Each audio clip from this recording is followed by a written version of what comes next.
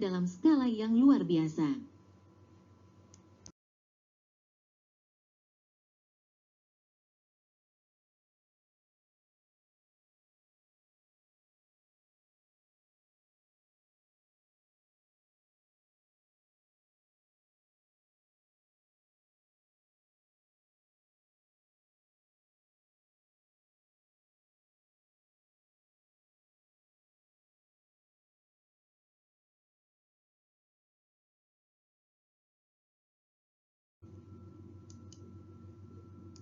Riset dalam operasional bisnis memiliki 4 fungsi utama, fondasional, dasar.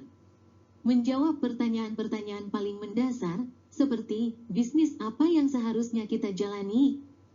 Testing, pengujian, menguji ide-ide baru, seperti konsep produk baru atau ide promosi, dan bertanya, seberapa efektif ide ini nantinya?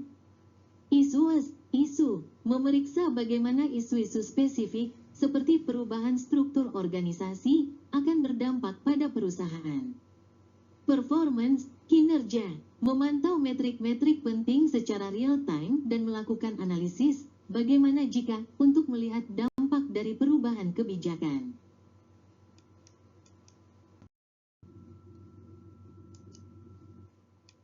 Untuk menjalankan fungsi-fungsi tadi, manajer membutuhkan alat yang disebut sistem pendukung keputusan, Decision Support Systems, DSS.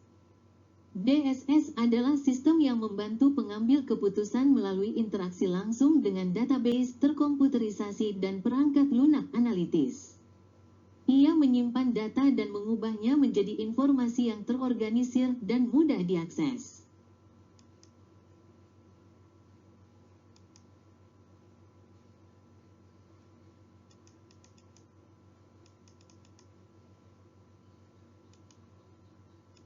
Bagian penting dari DSS adalah CRM, Customer Relationship Management. CRM adalah bagian dari DSS yang secara spesifik mengelola semua pertukaran dan interaksi antara perusahaan dengan pelanggannya. Seperti yang digambarkan di Exhibit 2.2, DSS adalah sebuah sistem yang menerima input, memprosesnya, dan menghasilkan output berupa informasi untuk pengambilan keputusan. Kualitas sebuah DSS sangat bergantung pada kualitas inputnya. Mari kita lihat sumber-sumber input utama. Database adalah koleksi data mentah yang diatur secara logis. Data warehousing adalah proses penyimpanan data operasional harian ini agar mudah diakses. Gudang data, data warehouse, adalah penyimpanannya itu sendiri. Exhibit 2.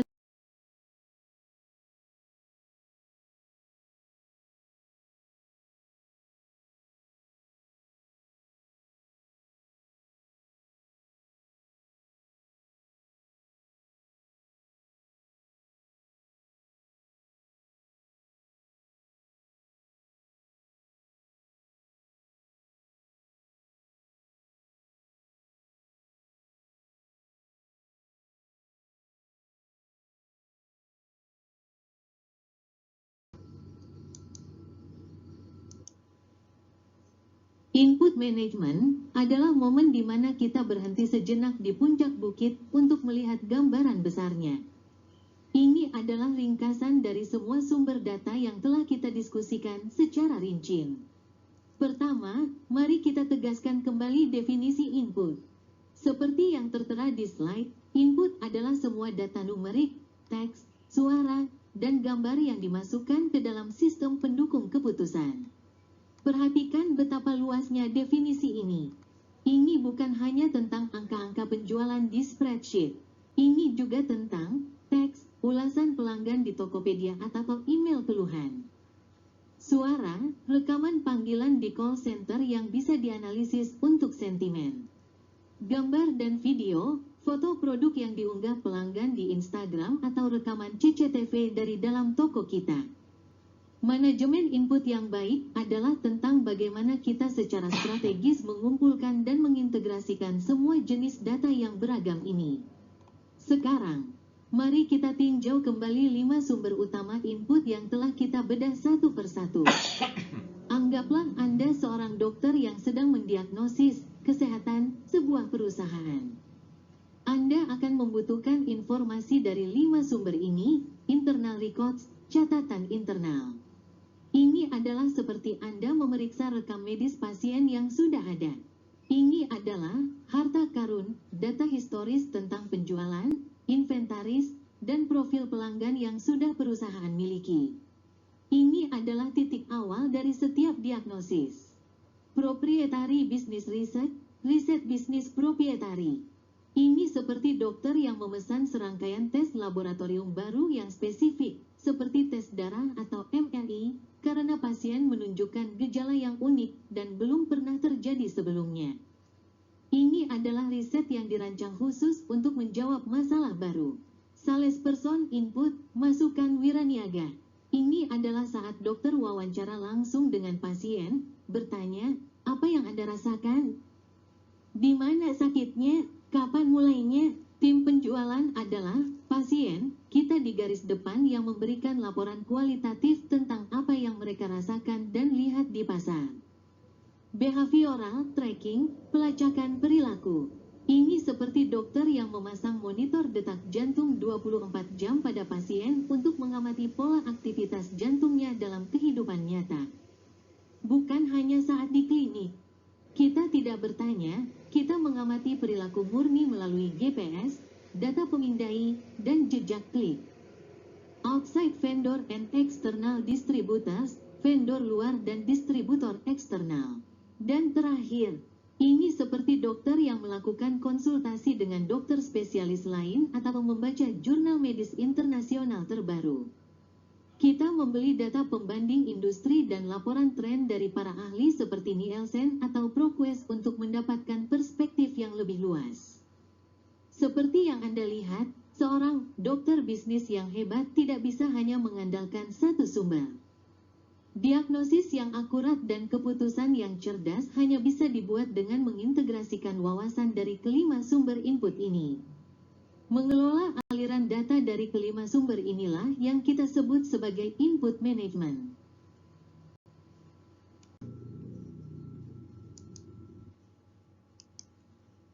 Exhibit 2.3 menunjukkan 6 sumber input utama, internal records, laporan akuntansi, data penjualan, profil pelanggan. Proprietary business research, riset yang dilakukan perusahaan untuk menjawab masalah spesifik. Salesperson input, laporan dari tim penjualan di lapangan mengenai keluhan pelanggan atau aktivitas kompetitor. Behavioral tracking, melacak perilaku nyata menggunakan teknologi seperti GPS, scanner data di kasir, dan jejak klik di website. Web tracking, data dari media sosial, blog, dan chat. Outside vendor, perusahaan seperti Nielsen yang menjual data riset pasar. Ada juga data wholesalers atau grosir data yang mengemas berbagai sumber data dan menawarkannya ke perpustakaan atau perusahaan.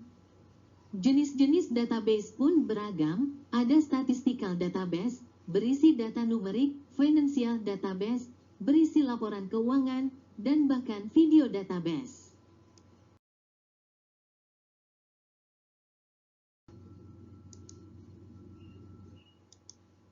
Mari kita kembali ke hulu dari semua data, yaitu sumber-sumber inputnya. Dan sumber pertama, yang paling mendasar dan seringkali paling berharga, adalah internal records atau catatan internal. Apa itu catatan internal? Seperti yang tertera di slide, ini adalah data yang mungkin bisa menjadi informasi yang berguna bagi para manajer. Sederhananya, ini adalah semua data yang dihasilkan oleh aktivitas operasional perusahaan itu sendiri setiap hari. Sebelum kita repot-repot melakukan survei pasar yang mahal atau membeli data dari pihak ketiga. Langkah pertama seorang periset yang cerdas adalah menggali harta karun yang sudah ada di halaman belakang rumahnya sendiri. Dan harta karun itu adalah catatan internal. Mari kita bedah 3 jenis utama catatan internal ini dengan menggunakan sebuah contoh yang sangat kita kenal di Bogor. Bayangkan Anda adalah manajer di toko serba ada, Sinar Kencana, yang ada di Jalan Surya Kencana. Toko itu sangat ramai dan menjual ribuan jenis barang. Data apa saja yang mereka miliki? 1. Laporan akuntansi tentang angka penjualan dan inventaris. Ini adalah sumber data yang paling klasik. Setiap kali kasir melakukan transaksi, data itu terekam. Di akhir hari, manajer Sinar Kencana bisa mendapatkan laporan akuntansi yang menunjukkan total penjualan hari itu. Tapi, jika kita bedah lebih dalam, data ini bisa menjadi informasi yang sangat kaya. Analisis penjualan, manajer tidak hanya melihat total penjualan.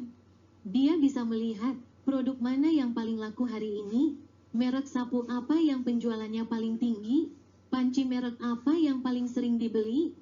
Dia juga bisa melihat tren waktu, apakah penjualan ember meningkat saat musim hujan?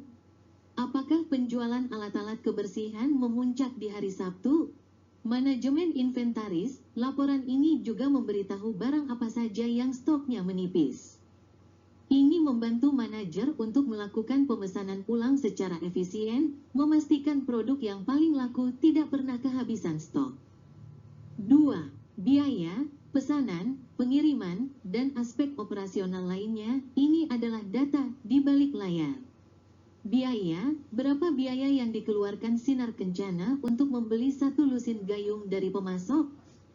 Dengan membandingkan biaya ini dengan harga jual, mereka bisa menghitung margin keuntungan untuk setiap produk. Pesanan dan pengiriman, kapan terakhir kali mereka memesan wajan dari pemasok A? Berapa lama waktu yang dibutuhkan sejak pesanan dibuat hingga barang tiba di toko? Pemasok mana yang pengirimannya paling cepat dan paling bisa diandalkan? Data ini sangat krusial untuk riset efisiensi rantai pasok. 3. Profil pelanggan, customer profiles. Di era modern, ini adalah tambang emas yang sesungguhnya. Jika Sinar Kencana memiliki program loyalitas atau kartu anggota, data yang mereka kumpulkan menjadi sangat personal dan berharga.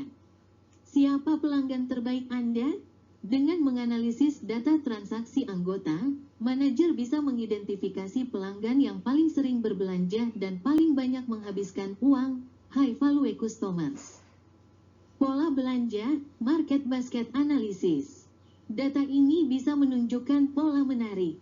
Misalnya, pelanggan yang membeli panci Presto juga cenderung membeli buku resep masakan. Wawasan ini bisa digunakan untuk strategi penempatan produk di toko, meletakkan buku resep di dekat rak panci, atau untuk membuat promosi bundling.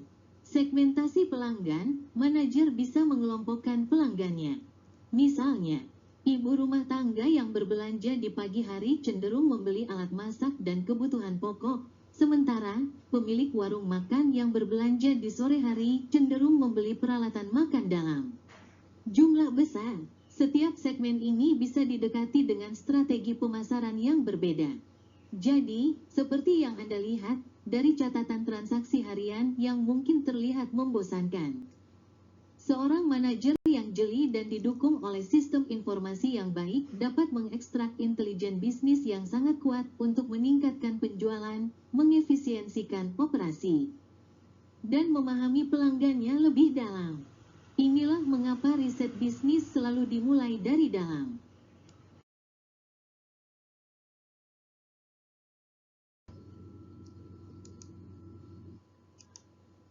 Setelah tadi kita membahas harta karun, data yang sudah ada di dalam perusahaan, yaitu catatan internal, sekarang kita beralih ke sumber input berikutnya. Apa yang terjadi ketika jawaban yang kita cari tidak ada di dalam data internal kita? Apa yang kita lakukan ketika kita menghadapi sebuah masalah yang benar-benar baru dan unik? Disinilah proprietary business research berperan. Mari kita bedah istilahnya terlebih dahulu. Proprietary artinya dimiliki secara eksklusif. Jadi, ini adalah riset yang dirancang, dilakukan, dan dimiliki oleh satu perusahaan spesifik untuk kebutuhannya sendiri. Hasilnya bersifat rahasia dan menjadi aset intelektual perusahaan tersebut. Ada 3 karakteristik utama dari riset jenis ini. Mari kita bahas satu persatu. 1. Mempelajari masalah spesifik perusahaan, studies specific company problems. Ini adalah poin kuncinya. Riset ini dilakukan bukan untuk memahami pasar secara umum, tapi untuk menjawab sebuah pertanyaan yang sangat spesifik yang sedang dihadapi perusahaan saat ini. Ini adalah esensi dari riset terapan yang sudah kita bahas. Contoh lokal, bayangkan Kopinako, sebuah brand kafe yang sangat populer di Bogor. Data internal mereka, dari kasir, mungkin menunjukkan bahwa penjualan di cabang Kebun Raya Bogor stagnan selama 3 bulan terakhir. Data internal bisa memberitahu apa yang terjadi, tapi tidak bisa menjelaskan mengapa. Mengapa penjualan stagnan? Apakah karena pelayanan yang menurun? Apakah karena ada kompetitor baru di dekatnya? Apakah menu mereka sudah membosankan? Ini adalah masalah spesifik yang membutuhkan investigasi lebih lanjut. 2. Menekankan pada pengumpulan data baru, emphasizes the company's gathering of new data. Karena jawaban tidak ada di data internal, maka kita harus keluar dari gedung dan mencari data baru. Inilah yang membedakannya dari sekadar menganalisis laporan penjualan. Perusahaan harus secara proaktif mengumpulkan data primer. Melanjutkan contoh Kopinako, untuk menjawab mengapa penjualan stagnan, manajer riset Kopinako bisa merancang sebuah studi. Mereka bisa melakukan survei kepuasan pelanggan langsung di lokasi untuk mengukur persepsi tentang kualitas kopi, pelayanan, dan suasana. Mengadakan focus group discussion, FGD, dengan sekelompok mahasiswa dari IPB untuk memahami preferensi dan kebiasaan nongkrong mereka saat ini. Melakukan mystery shopping di mana seorang periset berpura-pura menjadi pelanggan untuk menilai kualitas layanan secara objektif. Semua ini, survei, FGD, mystery shopping, adalah kegiatan mengumpulkan data baru yang segar, yang dirancang khusus untuk memecahkan masalah spesifik tadi. 3. Tidak dilakukan secara teratur atau berkelanjutan, is not conducted regularly or continuously. Ini adalah perbedaan penting. Lainnya, menganalisis data penjualan harian adalah aktivitas berkelanjutan. Tapi, proyek riset untuk memahami stagnasi penjualan adalah sebuah proyek khusus dengan awal dan akhir yang jelas. Manajer Kopinako mungkin akan melihat laporan penjualan setiap hari.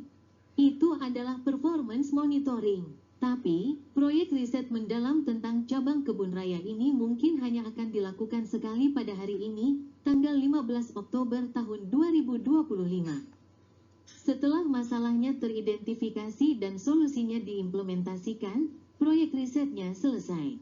Mungkin akan ada riset evaluasi beberapa bulan kemudian, tapi itu bukanlah aktivitas harian. Jadi, sebagai kesimpulan, jika internal records adalah seperti Anda membaca riwayat kesehatan Anda sendiri yang sudah tercatat, maka proprietary business research adalah seperti Anda pergi ke dokter spesialis untuk melakukan serangkaian tes diagnostik baru karena Anda mengalami gejala yang belum pernah ada sebelumnya.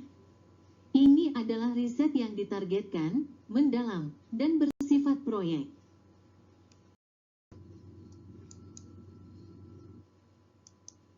Kita sudah membahas data internal yang terstruktur dan riset proprietary yang bersifat proyek.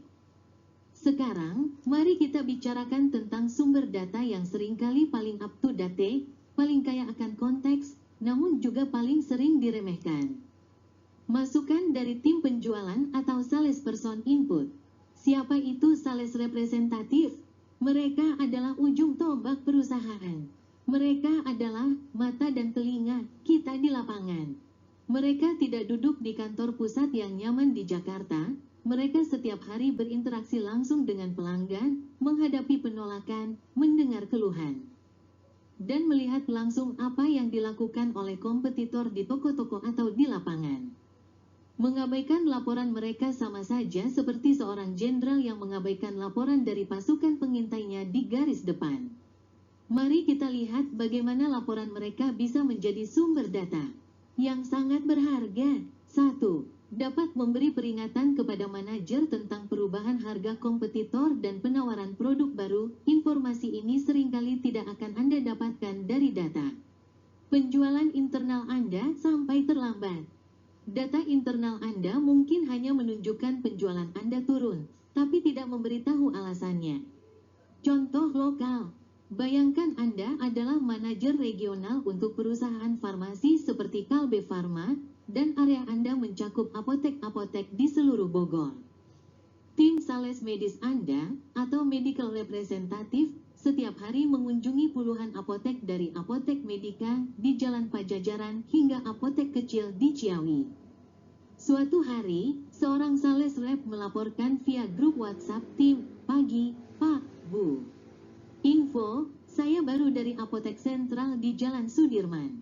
Saya lihat kompetitor kita, Sanbe Pharma, baru saja meluncurkan produk vitamin C baru dengan dosis 1000 mg dan harganya 15% lebih murah dari produk kita.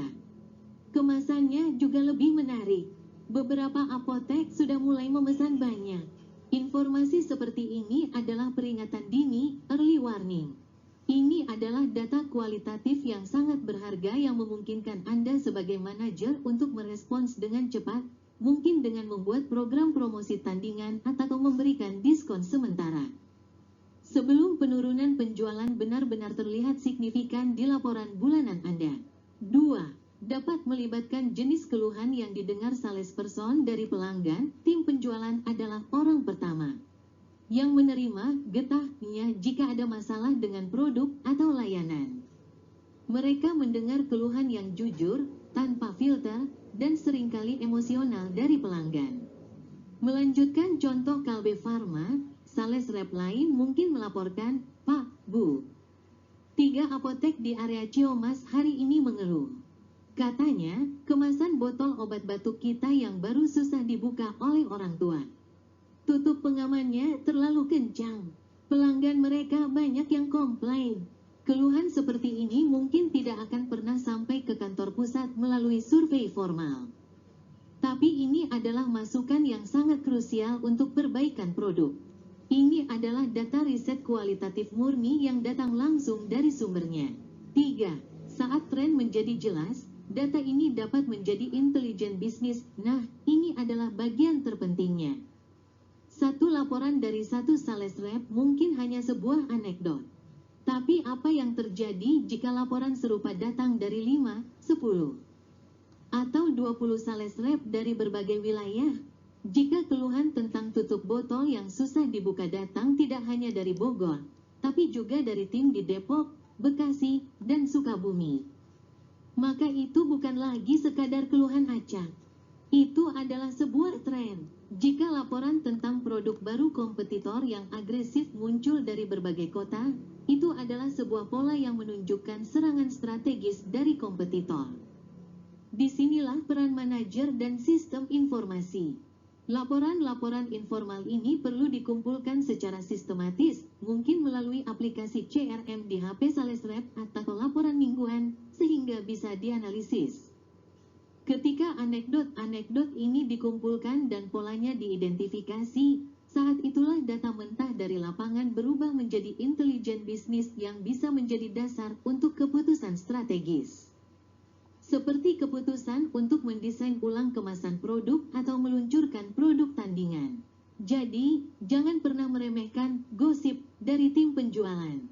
Seringkali, di dalam obrolan informal merekalah terkandung bibit-bibit wawasan bisnis yang paling berharga.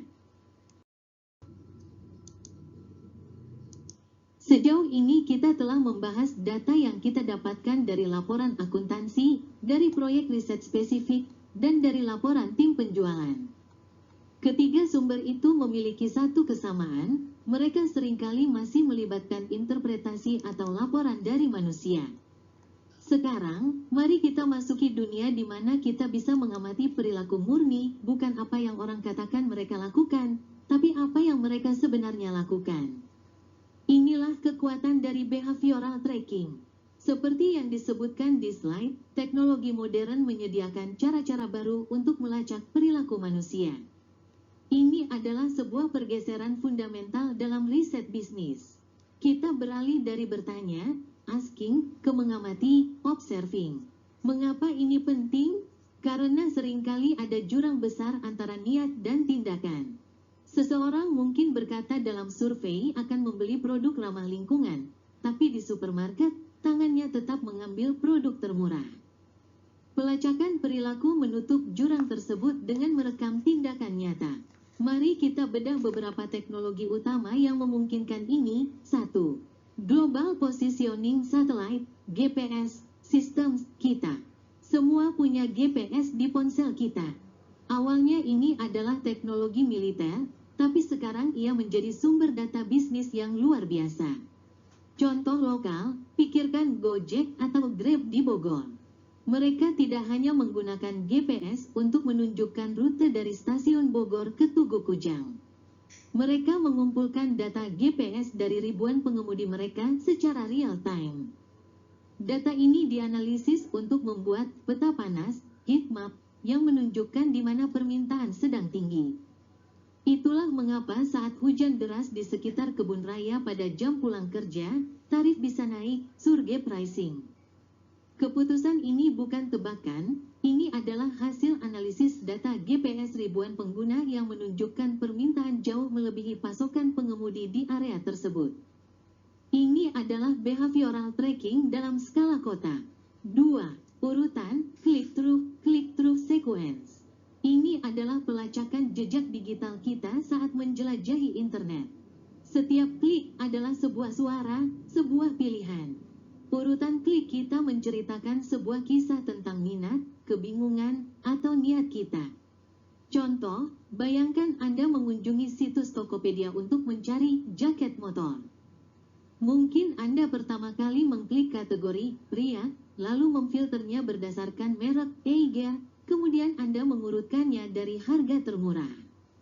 Anda mengklik 3 jaket, membaca ulasannya, menambahkan 1 keranjang, tapi kemudian Anda menutup situsnya saat melihat biaya pengiriman ke Bogor. Seluruh urutan klik ini direkam. Tim analis Tokopedia bisa melihat, oh, banyak pengguna dari Bogor yang membatalkan pembelian di tahap akhir. Mungkin biaya pengiriman menjadi masalah. Ini adalah wawasan yang sangat spesifik yang didapat dari mengamati perilaku klik. Bukan dari survei. 3. Scanner data, ini mungkin bentuk pelacakan perilaku yang paling umum kita temui.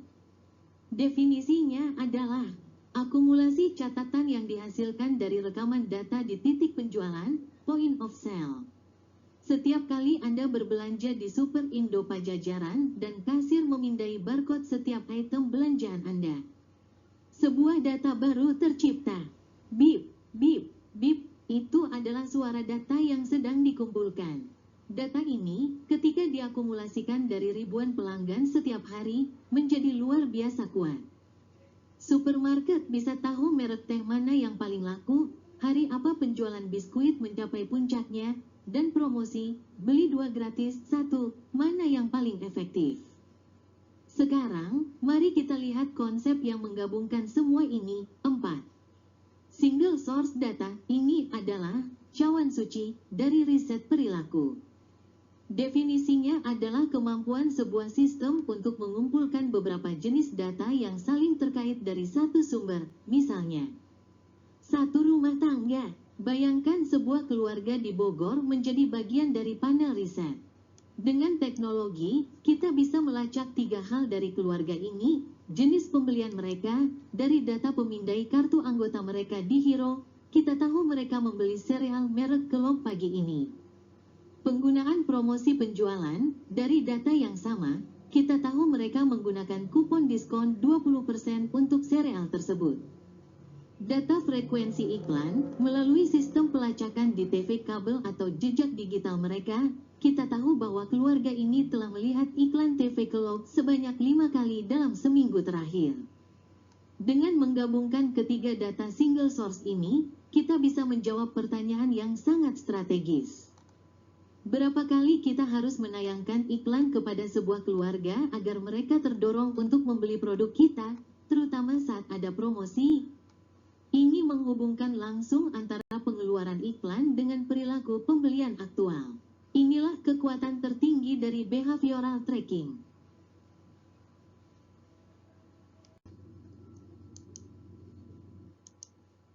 Kita telah membahas berbagai sumber input data yang canggih, mulai dari catatan internal hingga pelacakan perilaku menggunakan GPS. Namun, semua teknologi dan data canggih itu tidak akan ada artinya tanpa satu elemen krusial, konteks dunia nyata. Sebuah sistem informasi, secanggih apapun, pada akhirnya dirancang oleh manusia untuk digunakan oleh manusia dalam menyelesaikan masalah-masalah nyata. Disinilah studi kasus Mini dari Home Depot memberikan sebuah pelajaran manajerial yang sangat berharga dan abadi. Mari kita baca poin pertama di slide ini bersama-sama. DSS, sistem pendukung keputusan, dari organisasi manapun tidak akan lebih baik daripada kualitas data yang dimasukkan ke dalam data warehouse-nya. Ini adalah sebuah kebenaran fundamental. Prinsipnya adalah garbage in, garbage out. Jika Anda memasukkan data yang salah, tidak relevan, atau tidak lengkap ke dalam sistem, maka output atau informasi yang dihasilkan oleh sistem itu juga akan salah. Keputusan yang Anda ambil berdasarkan informasi yang salah tersebut, tentu saja, akan menjadi keputusan yang buruk. Jadi, kualitas input adalah segalanya. Sekarang, pertanyaan berikutnya adalah, siapa yang memutuskan data apa yang harus dimasukkan ke dalam sistem? Siapa yang merancang dashboard dan laporan yang akan digunakan oleh manajer toko setiap hari? Biasanya, mereka adalah para eksekutif, analis data, atau tim IT yang bekerja di kantor pusat yang nyaman, yang mungkin letaknya ratusan kilometer dari toko fisik. Home Depot menyadari adanya potensi putus hubungan antara para perancang sistem di kantor pusat dengan para pengguna sistem di medan perang, yaitu di lantai toko. Bagaimana cara mereka menjembatani kesenjangan ini? Jawabannya ada di poin kedua yang sangat menarik. Home Depot mewajibkan para eksekutifnya untuk menghabiskan waktu di lantai penjualan. Bayangkan ini, seorang direktur teknologi atau wakil presiden bidang analitik yang biasanya berkutat dengan kode dan spreadsheet yang rumit, diwajibkan untuk turun gunung. Mereka harus mengenakan celemek oranye khas Home Depot dan benar-benar bekerja di toko, membantu pelanggan mencari paku yang tepat, mengangkat sak semen, atau menjawab pertanyaan tentang jenis cat mana yang terbaik untuk dinding kamar mandi. Seperti yang kita lihat di gambar ini, mereka harus berinteraksi langsung dengan pelanggan dan staf toko. Mengapa mereka melakukan ini? Tujuannya bukan untuk menambah tenaga kerja di toko. Tujuannya adalah agar orang-orang yang memutuskan apa yang harus dimasukkan ke dalam data warehouse dan bagaimana DSS akan menggunakannya, bisa menghargai jenis-jenis keputusan yang dihadapi oleh manajer toko setiap hari. Dengan mengalami langsung, sang eksekutif mungkin akan menyadari, oh, ternyata manajer toko butuh data inventaris yang diperbarui setiap 15 menit, bukan setiap hari, karena pergerakan barang sangat cepat. Saya baru sadar bahwa data cuaca lokal sangat penting. Penjualan pupuk dan selang taman melonjak drastis setelah hujan pertama di musim kemarau. Data cuaca harus diintegrasikan ke dalam DSS kami. Ternyata keluhan pelanggan yang paling sering saya dengar adalah sulitnya menemukan lokasi sebuah barang. Mungkin DSS kami perlu fitur untuk membantu staf dengan cepat menemukan lokasi produk di rak. Wawasan-wawasan seperti inilah yang tidak akan pernah mereka dapatkan hanya dengan melihat angka di kantor pusat. Dengan merasakan langsung rasa sakit dan tantangan operasional di lapangan, para eksekutif ini bisa merancang sistem informasi dan memilih input data yang benar-benar relevan, berkualitas, dan berguna bagi para penggunanya. Jadi, pelajaran dari Home Depot adalah, teknologi dan data itu penting, tapi pemahaman mendalam tentang masalah bisnis di dunia nyata jauh lebih penting. Dan cara terbaik untuk